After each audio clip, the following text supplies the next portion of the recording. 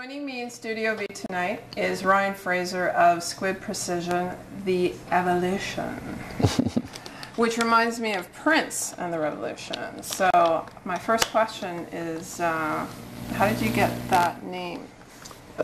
Squid first, and then... Right, yeah. Well, as far as Squid goes, I wish we had a good story for it, but it's not overly exciting.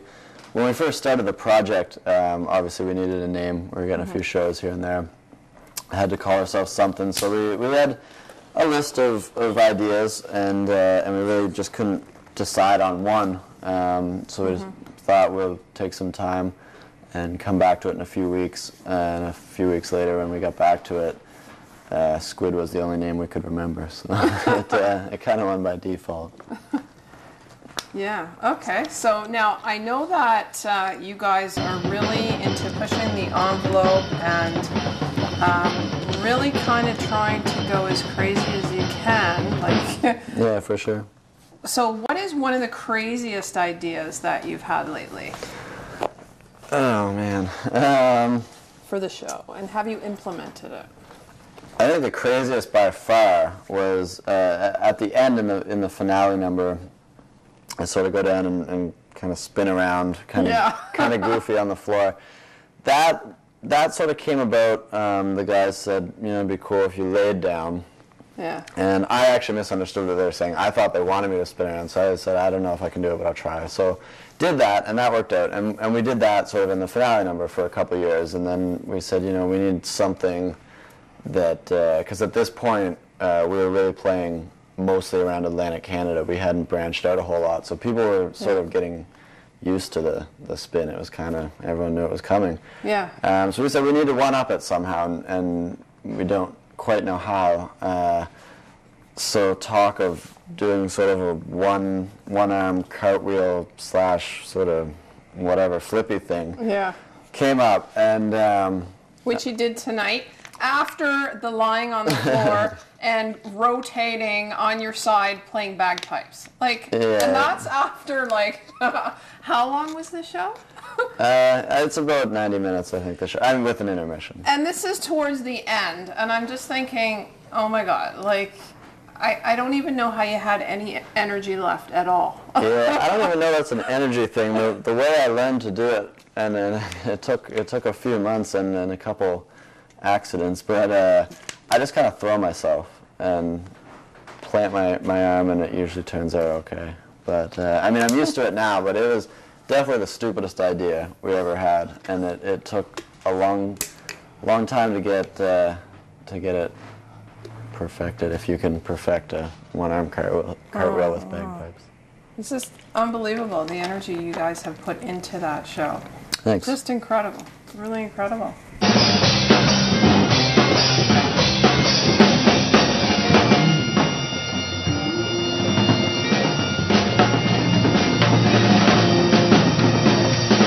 What's the strangest object you guys have used in lieu of a drum? The stool thing was pretty cool. In lieu of a drum, right? Let me think. Stools, obviously.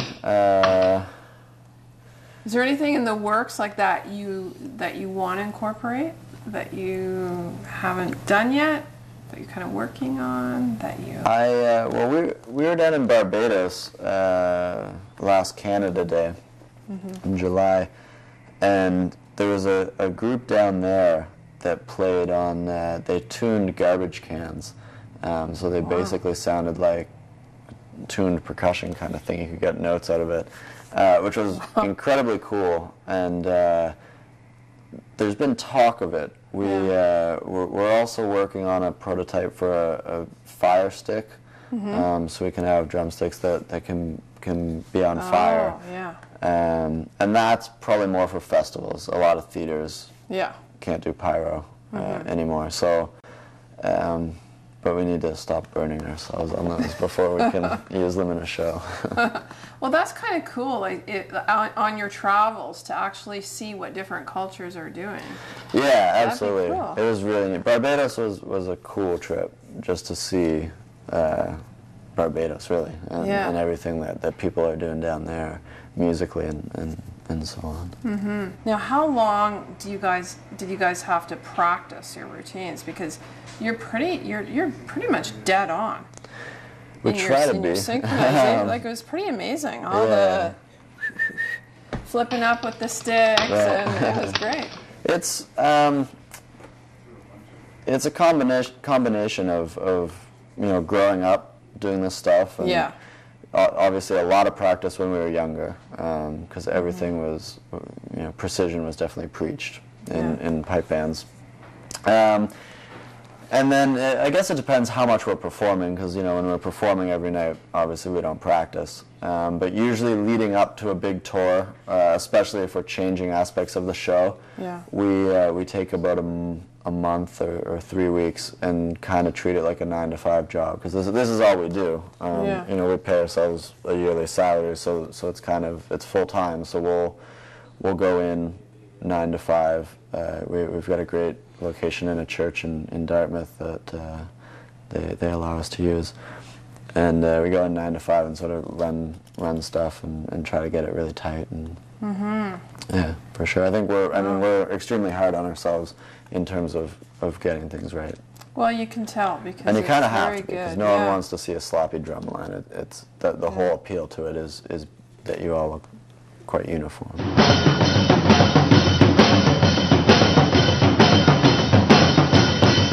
Feel you're living your dream right now?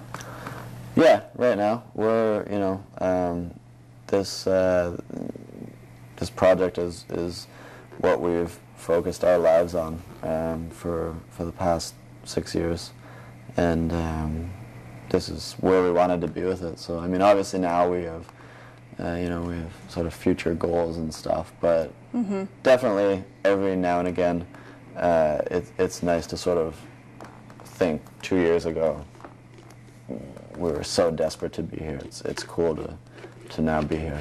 Yeah. And hopefully that'll keep happening. Yeah. We don't just plateau.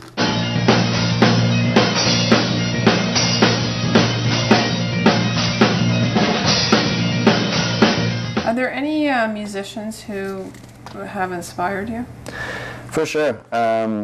One group that comes to mind is Rollins Cross, which was another Halifax-based group, and they sort of made it pretty big in the 90s when Celtic music was really starting to take off, and they kind of in a way revolutionized Celtic music and sort of made it something that can be mainstream and rock and roll. And we're really, really lucky to now have the Chapman stick player from Rollins Cross play with us, so they, I guess, inspire us in a couple of different ways. Also theatrically, we were definitely really inspired by like Blue Man Group. Blast is another theater show, and Stomp to a certain degree as well. That's awesome. Well, continued success, and thank you. It was a great show. Thank you very much. Thank you very much. Yeah, thanks for having me.